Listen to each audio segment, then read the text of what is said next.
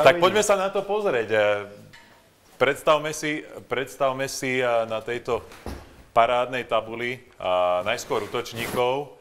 Prvých 4 kapitánov sme už predstavili: Petrovický, Štimpel, Hanzuža a Bartečko. Tí si už aj vybrali svoje týmy v rámci teda partnerstiev.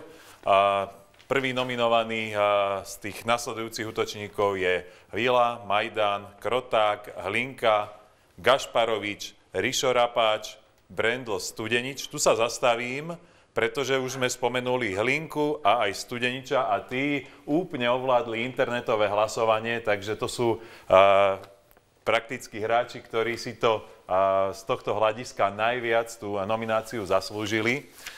Ďalej pokračujeme: Bartoš, Holovič a Jakub Ručkaj z Piešťan, Štefánka, Laliberte, Stupka, Tibor Varga, ktorý si vybojoval nomináciu ešte v rámci svojho pôsobenia v Martine, Skladaný, Brabenec, Semorat, Puliš a Bicek. To sú útočníci.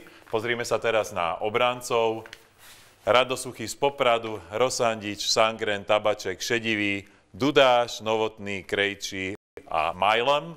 A brankári sú piešťanský Rybár, Chábera, Valent, Dzubina.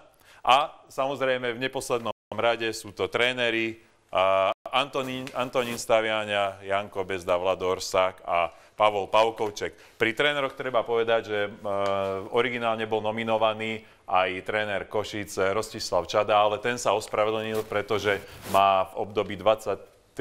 a 24. januára neodkladné povinnosti v Brne, takže bohužiaľ ten sa ako tréner nepredstaví na tejto akcii. Rišo, už dnes